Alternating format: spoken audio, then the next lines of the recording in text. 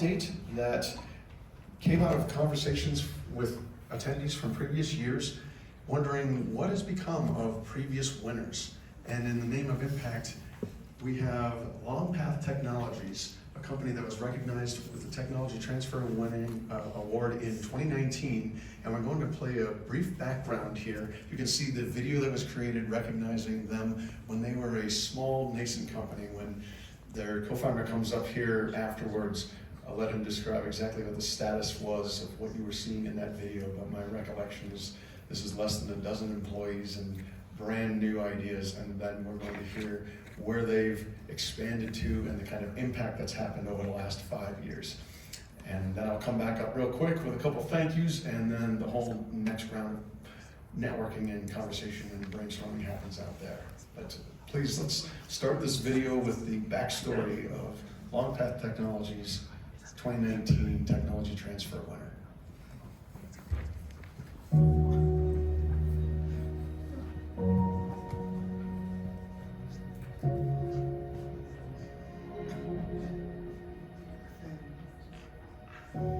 I remember being actually in the lab late at night and plugging the signals into a spectrum analyzer, and it had it in the wrong one. At some point, I hit the button and then boom, everything was there.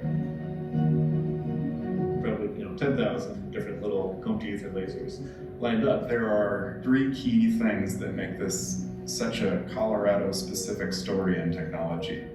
One is that, of course, it's based on frequency comb lasers, and the birthplace of the frequency comb is right here in Boulder, Colorado. The frequency comb that's at the heart of the spectrometer was originally demonstrated here in Boulder in 1999 by Jan Hall and his colleagues. The idea was you could take these frequency combs, these novel lasers, you could use them to look for molecules in the air or in a cell. It's a little bit like if you get your box of Crayolas and you get 8,000 different colors of green, and then you've got another row that's 8,000 colors of blue-green, and then you got another row that's 8,000 colors of green-blue, right? And if you look at any two of those crayons that are right next to each other, you're not going to be able to really separate out which is which.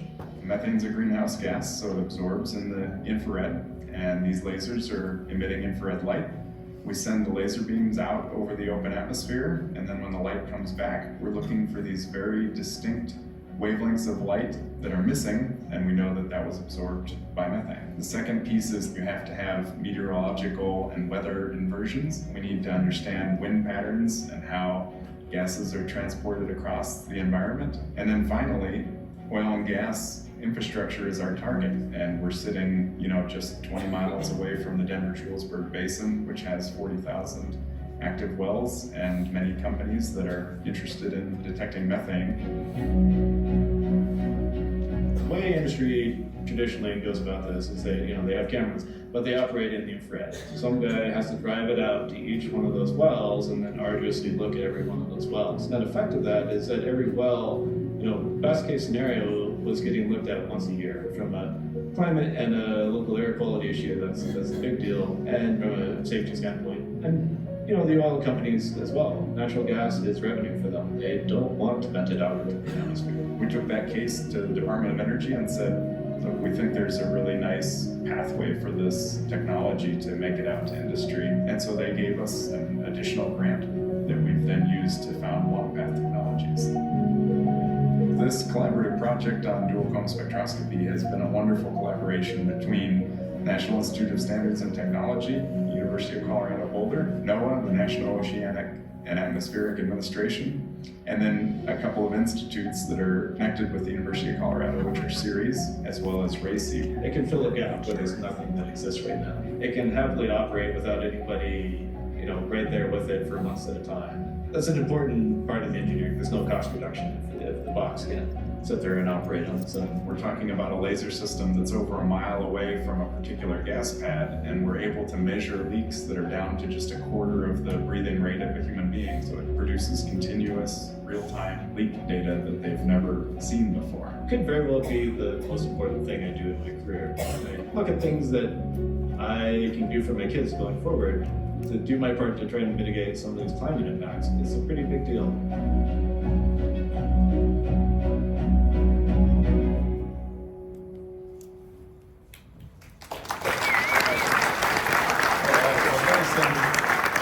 Please welcome up Rieker, who's going to come and give you an update on the impact that's happened over the last few years, and I think it really will blow your mind. Just keep in mind from 5 years ago, the idea that you could detect, come on up, Greg, methane in a volume of a quarter of the exhale of a human breath. And tell us more about where things have gone, Greg. Excellent.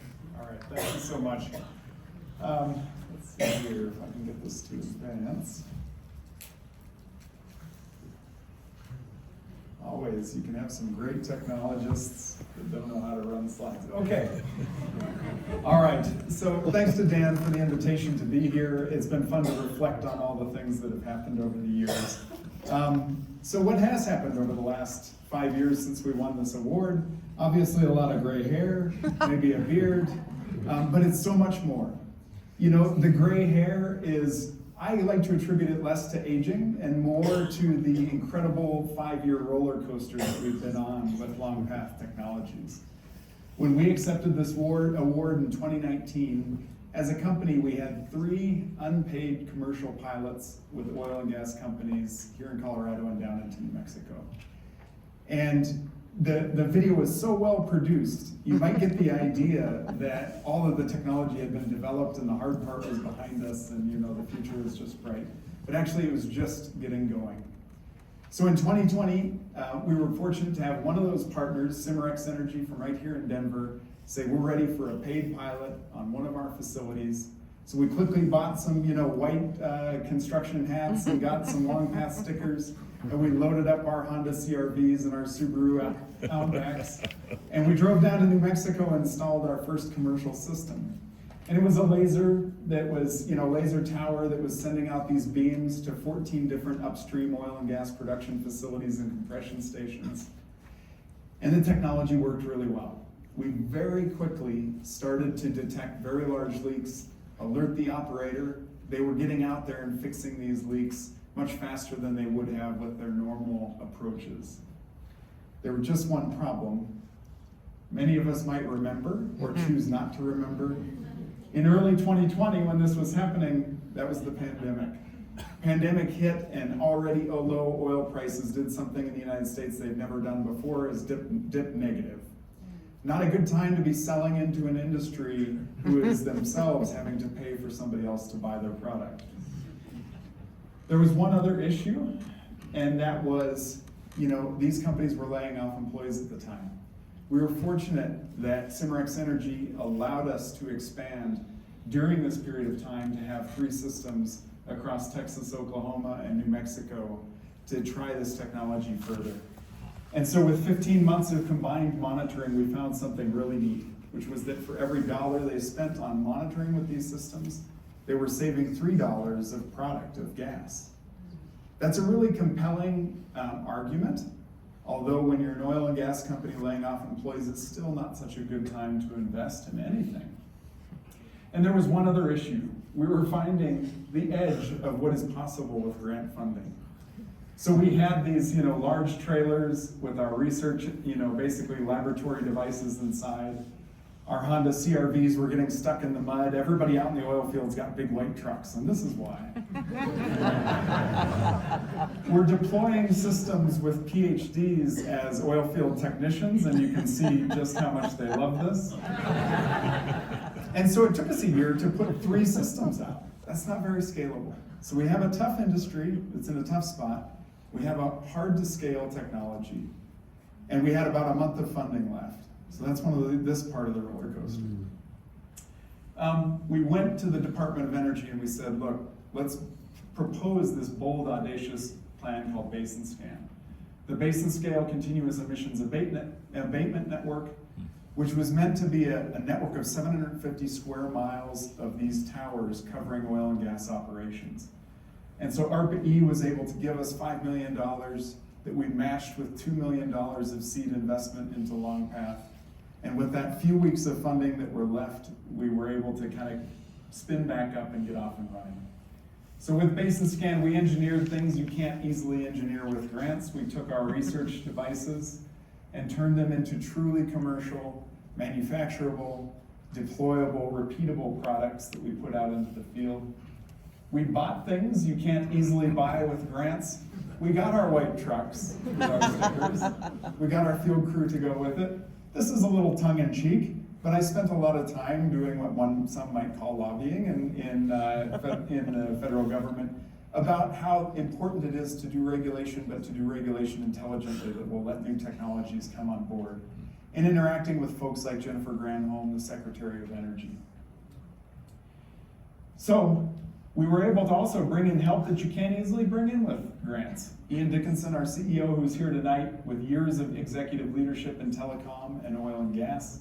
Sam Cummings, our CFO, years of leadership in infrastructure funding. And if you zoom out, that's what LongPath is.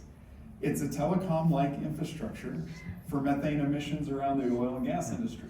So these guys knew what they were doing. So together with all of that in that team, we were able to expand our network to dozens of companies and start to really show that savings across a big customer base. And we leveraged this into a $30 million growth investment, a Series A financing led by White Deer, ConocoPhillips, Williams. And that let us get commercial people and marketing. You can see this beautiful, new splash page we had. And if you look down here, we have this great tagline, cover your assets. LongPath. And we used this to really build on what was possible with the LongPath system. So I'm happy to say that in 2024, from January to November, we've mitigated 4.5 billion cubic feet of methane with these systems, with more than 2.5 million quantified emissions readings across 30 customers in every U.S. oil and gas basin from California all the way to the Marcellus up in Pennsylvania. It's been an incredible ride. Again, quite a roller coaster, not a merry-go-round. And so I'm really proud to announce that here in October, just a month ago, we closed a loan for $163 million from the Department of Energy that's going to allow us to expand that network and therefore that impact by 100 times. So 454 billion cubic feet of methane is our target in the coming years. And of course, a lot of press associated with that. So I'll leave with a huge thank you to CoLabs, to my partners in crime, my young scientists, Maddie and Thomas in the audience here, to the LongPath team, many of whom came here tonight. This is truly a Colorado story, as I mentioned. It's Colorado Federal Lab developed technology with federal funding together with universities, eventually tech transfer, private investment, and now we're influencing. We have dozens of these systems across Colorado right now, helping the oil and gas industry in Colorado stay safe around our communities. And so this is the type of thing that Octave Photonics, that the Wire team and everyone else that was recognized here tonight are going to achieve in this next 5 to 6 years, is all of this great science. And so thank you again, I think, to this wonderful support community of Colorado, as I hope Massimo got you excited about. This is a quantum technology, this is a frequency cone, is what this is based on. There are so many more LongPaths tied up in what's happening in Colorado right now that the future is super bright for this state and I think for our world. So thank you again, Dan, for the opportunity.